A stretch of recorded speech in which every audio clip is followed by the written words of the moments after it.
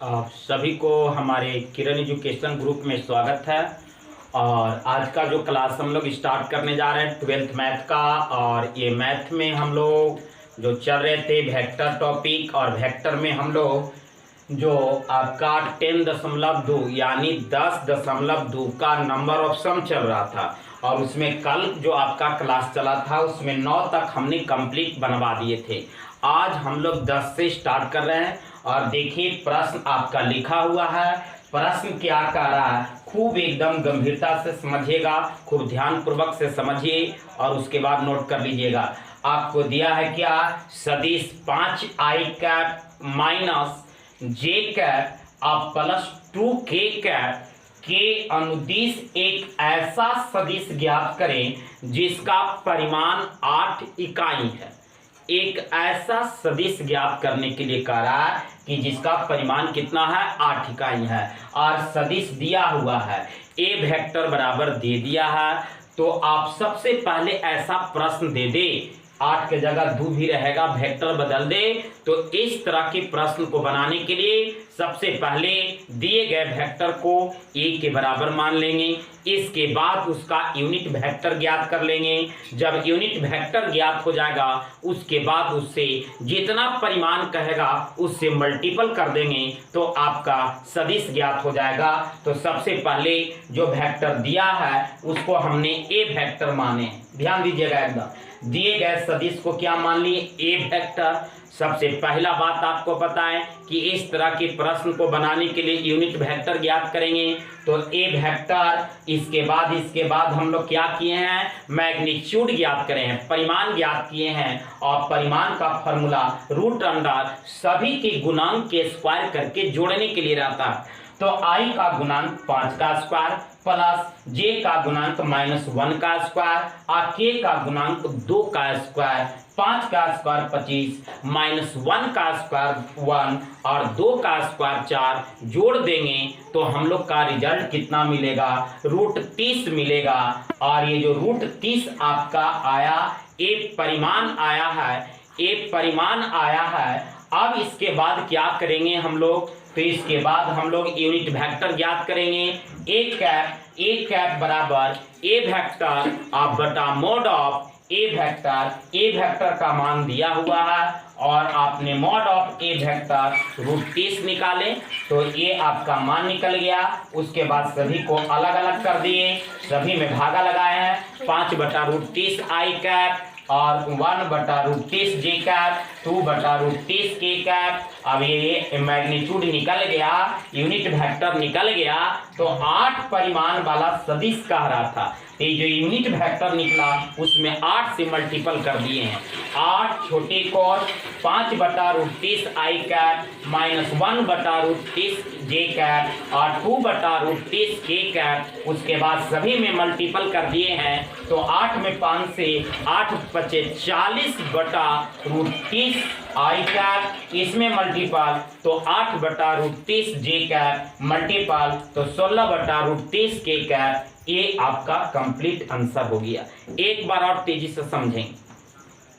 Question एक सदिश दिया और कहा कि इसके अनुदिश एक सदिश ज्ञात करें। एक सदिश दिया है और अगला सदिश पूछ रहा, लेकिन कह रहा है कि उसका परिमाण कितना है, 8 इकाई होना चाहिए। तो सबसे पहले दिए गए सदिश को ए वेक्टर बी भी मान सकते हैं, पी भी मान सकते हैं, कुछ भी मान लीजिए। उसके बाद उस सदिश का परिमाण निकाल लीजिए। जब परिमाण निकल गया तब उसका यूनिट वेक्टर ज्ञात कर लेंगे। और जब यूनिट वेक्टर निकल गया तब उससे जितना परिमाण कहेगा उतना से मल्टीपल कर देंगे तो आपका क्या निकल जाएगा, दिए गए सदिश के अनुदिश आपका सदिश ज्ञात हो जाएगा। तो ये कंप्लीट आपको समझ में आया होगा। अगले प्रश्न की ओर बढ़ते हैं और अगले प्रश्न 11 नंबर क्वेश्चन देखेंगे हम लोग और 11 नंबर सीखेंगे। चलिए पहले प्रश्न लिख देते हैं, प्रश्न लिखने के बाद प्रश्न को समझेंगे, उसके बाद आगे उसका कंप्लीट सॉल्यूशन देखेंगे।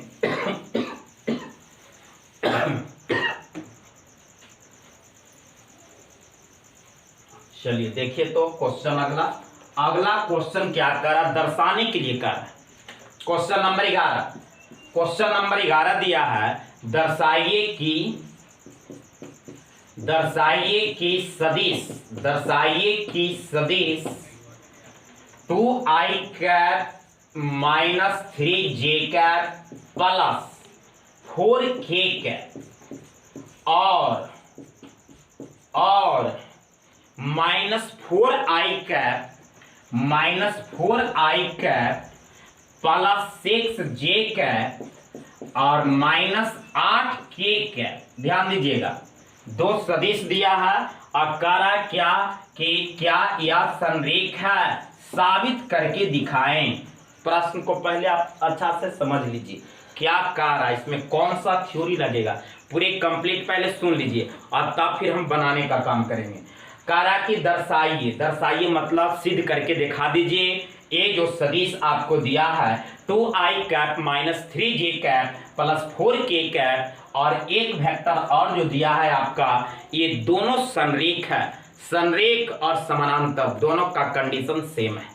तो ऐसा प्रश्न कैसे बनता है, इसका क्या थ्योरी है। मान लेते हैं कि ये ए वेक्टर है, यह बी वेक्टर है और संरेख या समानांतर होने का शर्त यही है a1 बटा a2 बराबर b1 बटा b2 बराबर c1/c2। एक कंडीशन यदि फॉलो करेगा तो संरेख या समानांतर होगा और लंब होने के लिए a1 बटा a2 प्लस b1 बटा b2 प्लस c1 बटा c2 बराबर 0।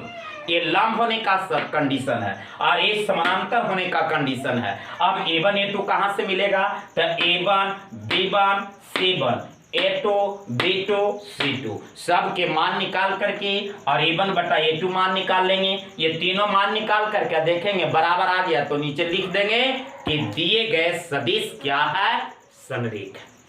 अब हम बनाने का काम कर रहे हैं, ध्यान से एकदम समझिए कैसे बनेगा। ये तो आपको इतना हम सुना दिए, अब बना रहे हैं उसमें आप खूब ध्यान से समझिए, आपको निश्चित रूप से समझ में आ जाएगा। बहुत हल्का मैथ।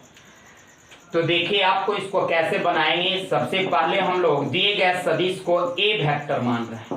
पहला सदिश को ए वेक्टर माने और ए वेक्टर बराबर 2i cap minus 3j cap और plus 4k cap A vector. और यहां से आपको निकल जाएगा a1 का मान 2, b1 का मान -3 और c1 का मान क्या निकल जाएगा, 4 निकल जाएगा। a1 b1 c1। अगला जो आपको दिया है b वेक्टर, उसको हम लोग b वेक्टर मान रहे हैं।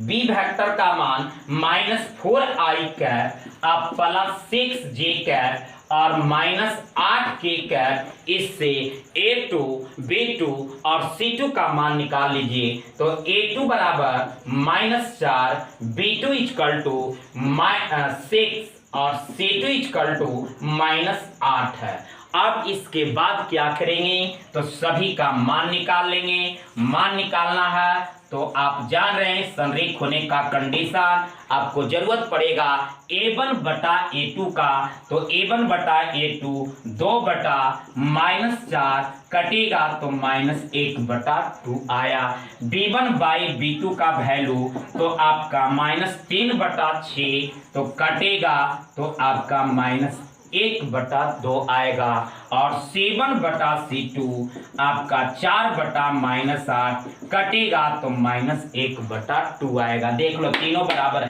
-1/2 -1/2 -1/2 और तीनों बराबर है तो नीचे लिख देंगे कि चूंकि a1 बटा a2 बराबर b1 बाई b2 बराबर c1 बाई c2, इसलिए दिए गए सदिश क्या होगा, संरेख होगा। दिए गए सदिश क्या होगा, संरेख होगा। एक आपका कंप्लीट आंसर हो गया। एक बार और हम समझा रहे हैं, खूब ध्यान से समझिएगा। एक बार और अभी आपको हमने बताया कि दो वेक्टर दे दे, आपको संरेख या समानांतर पूछे तो इसका कंडीशन है a1 बाई a2 बराबर b1 बाई b2 बराबर c1 बाई c2 और लंब होने का कंडीशन है a1 a2 plus b1 b2 plus c1 c2 बराबर 0। तो हम लोग का ये जो प्रश्न जो दिया, दो वेक्टर देकर के संरेख पूछ रहा था। एक वेक्टर को ए माने, दूसरा वेक्टर को बी माने। एक वेक्टर से a1 b1 c1 का मान निकला, दूसरा वेक्टर से a2 b2 c2 का मान निकला। उसके बाद a1 बटा a2 निकाले, b1 बाई b2 निकाले, c1 बाई c2 निकाले, तीनों बराबर आ गया तो संरेख हो गया। एकदम बहुत आसान मैथ था, आप एक कंप्लीट आंसर समझे हैं। अब आगे हम लोग अगले प्रश्न की ओर चल रहे हैं और अगले प्रश्न आपका 12 number NCERT A to Z solution कर रहे हैं, A to Z theory type दे रहे हैं ताकि आपको किसी प्रकार की दिक्कत ना हो। मैथ में भी जिस प्रकार से फिजिक्स आपको चल रहा उसी प्रकार से आपको मैथ भी चल रहा है, किसी तरह की दिक्कत ना हो। आराम से अपना वीडियो देखते जाइए, लिखते चलिएगा, किसी तरह की दिक्कत नहीं होगा। चलते हैं अब अगले प्रश्न आपका 12 नंबर प्रश्न में। 12 नंबर प्रश्न क्या कह रहा है उसको जरा हम लोग समझेंगे और उसका क्या थ्योरी है पूरी कंप्लीट अच्छा से सुनेंगे और तब नोट करेंगे। क्वेश्चन नंबर 12 जो आपको दिया है जरा देख लीजिए। 12 नंबर हम प्रश्न लिखने जा रहे हैं। कह रहा है कि सदिश i cap plus 2j cap plus 3k cap के दिक्कोजिया ज्ञात करें। दिक्कोजिया, इसका दिक्कोजिया ज्ञात करना है। दिक्कोजिया जिसको इंग्लिश में डायरेक्शन कोसाइने कहते हैं।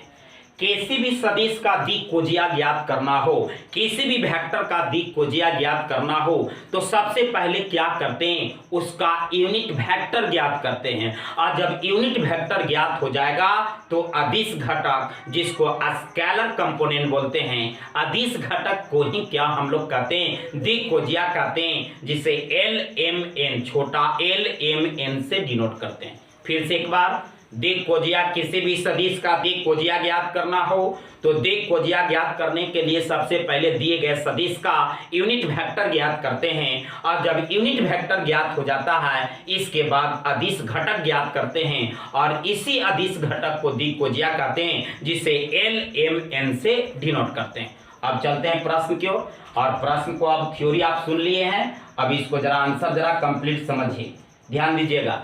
यही आपका सदिश दिया है, ये नहीं दिया है कि ए वेक्टर की पी वेक्टर, तो आप मान लीजिए कुछ भी मान लीजिए। तो इसको मान लेते हैं हम लोग ए वेक्टर, और ए वेक्टर बराबर i cap plus 2j cap plus 3k cap, A vector हो गया। अब इस वेक्टर का यूनिट वेक्टर ज्ञात करना है तो इसका हम लोग मैग्नीट्यूड ज्ञात करेंगे। और मैग्नीट्यूड कैसे निकलेगा, i का गुणांक वो 1 का स्क्वायर, j का गुणांक 2 का स्क्वायर और 3 का स्क्वायर। वो 1 का स्क्वायर वो 1 हो गया, ये 4 हो गया, 9 हो गया, यानी √14 यूनिट निकला, एक परिमाण निकल गया। अब हम लोग क्या करेंगे, इसका यूनिट वेक्टर निकालेंगे, यानी ए कैप बराबर ए वेक्टर अब बटा मोड ऑफ ए वेक्टर।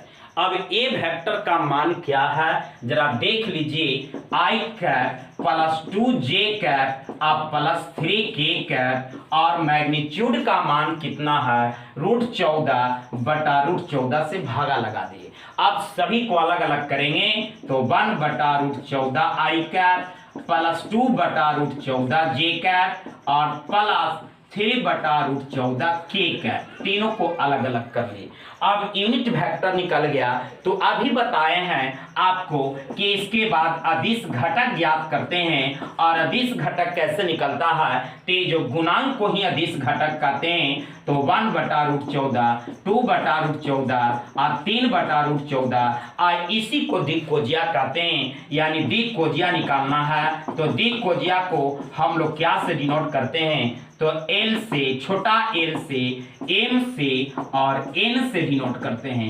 इसी तीनों को दिक्कोजिया कहते हैं। पहला को 1 बाई √14 जो L के बराबर हो गया, M 2 बटा √14 और M 3 बटा √14 जो कि आपका एक कंप्लीट आंसर हो गया। यानी किसी भी सदिश का दिक्कोजिया ज्ञात करना हो तो सबसे पहले उस सदिश का परिमाण ज्ञात करेंगे, उसके बाद यूनिट वेक्टर निकाल लेंगे, उसके बाद अदिश घटक ज्ञात कर लेंगे और उसी अदिश घटक को दिक्कोजिया कहते हैं, जिसे LMN से डिनोट करते हैं। एक कंप्लीट आपका क्या हो गया, इसका आंसर 12 नंबर का कंप्लीट आंसर हो गया। अब हम लोग अगले प्रश्न की ओर चलेंगे। अगला प्रश्न क्या आपका कह रहा है, पहले इसको क्लियर कर देते हैं, उसके बाद अगले प्रश्न आपका 13 नंबर क्वेश्चन। 13 नंबर इस चैप्टर का देखिए एक्सरसाइज लिखा हुआ है 10.2 का 13 नंबर प्रश्न को जरा आप समझिएगा। 13 नंबर प्रश्न क्या कह रहा है, कैसे बनाएंगे उसको ध्यान पूर्वक, खूब गंभीरता पूर्वक आप उस प्रश्न को समझिएगा और सुनने का प्रयास करिएगा। तो चलिए आपको प्रश्न की ओर लेकर चलते हैं। और प्रश्न आपका क्या है, 13 नंबर प्रश्न जरा देख लीजिए, कह रहा है बिंदु, ध्यान दीजिएगा, बिंदुओं, 2 बिंदु दिया है, शॉर्टे में क्वेश्चन लिखेंगे। बिंदुओं, एक बिंदु ए दिया है जिसका नियामक जो आपका चर्चा किया है 1 2 -3, 1 2 और -3, और दूसरा जो पॉइंट बी दिया है इसका नियामक -1 -2 और 1 है। मिलाने वाली एवं एबी की दिष्ट सदिश का दिक्कोजिया ज्ञात करें। ये दोनों पॉइंट से एक वेक्टर बनेगा, हम शॉर्ट में बता दे रहे हैं एबी वेक्टर, इसी वेक्टर का दिक्कोजिया निकालना है, दिक्कोजिया ज्ञात करना है। देखिए हमने शॉर्ट में लिख दिए, 2 पॉइंट दिया है, दोनों पॉइंट का नियामक दे दिया है, ये दोनों पॉइंट से ए बी वेक्टर बनेगा, उस वेक्टर का दिक्कोजिया ज्ञात करना है। सबसे पहले दिए गए पॉइंट का पोजीशन वेक्टर बना देंगे, पोजीशन वेक्टर बनने के बाद ए बी वेक्टर निकालना पड़ेगा, ए बी वेक्टर निकालने के बाद उसका हम लोग मैग्नीट्यूड निकालेंगे, यूनिट वेक्टर निकालेंगे, अदिश घटक निकालेंगे, जो अभी इसके पहले जो प्रश्न की प्रक्रिया किए हैं। ये दोनों प्रश्न में अंतर क्या है, वहां पर वेक्टर दे दिया था, यहाँ पर वेक्टर नहीं है, तो आपको सबसे पहले वेक्टर निकालना होगा। और वेक्टर कैसे निकलेगा, तो पॉइंट से वेक्टर कैसे बनता है ध्यान से समझेंगे, एकदम पूरा बोर्ड पर ध्यान दीजिएगा। आपको एक पॉइंट दिया है 1 2 -3, ये एक पॉइंट है, इसका position vector O A vector I cap plus 2j cap और -3k कैप, ये ए वेक्टर हो गया, ओ ए वेक्टर हो गया। आपको बी पॉइंट दिया है जिसका नियामक -1 -2 और 1 है, इसका position vector O B vector -i cap -2j cap और +k कैप, ये तो पोजीशन वेक्टर निकला। अब चलेंगे ए बी वेक्टर, और ए बी वेक्टर को लिख सकते हैं O B vector minus O A vector, O B vector minus O A vector, और ओ बी वेक्टर का मान -i कैप और -2j कैप और +k कैप माइनस ओ ए का मान i कैप +2j कैप और -3k कैप। ब्रैकेट तोड़ दीजिए, ब्रैकेट तोड़िएगा तो -i cap -2j cap +k cap -i -2j और +3k कैप। कटता उसको काट दीजिए, कटता उसको काटिए, जो नहीं करता उसको छोड़िए। देखिए -i तो -2i कैप -4j कैप और +4k कैप, ये आपका वेक्टर निकला। यही वेक्टर गायब था तो आपका ये भी वेक्टर कंप्लीट निकल गया है। अब ये भी वेक्टर निकल गया तो इसका मैग्नीट्यूड निकालेंगे। मैग्नीट्यूड ए बी वेक्टर का मैग्नीट्यूड क्या होगा, mod of A B vector बराबर √अंडर और आई का गुणांक कितना है तो -2 है, तो -2 का स्क्वायर जोड़ -4 का स्क्वायर और +4 का स्क्वायर, तो आपको इसको कैलकुलेशन करिएगा तो -2 का स्क्वायर कितना हो जाएगा 4 का स्क्वायर 16 32 और 4 36 और 36 का वर्गमूल कितना हो गया 6 हो गया। पहले इतना समझिए तब आगे स्टेप बढ़ेंगे। पॉइंट दिया पोजीशन वेक्टर बना लिए, पॉइंट दिया पोजीशन वेक्टर बना लिए। अब पोजीशन वेक्टर बनाने के बाद ए बी वेक्टर को इस प्रकार लिखा जाता है पोजीशन वेक्टर के रेस्पेक्ट में।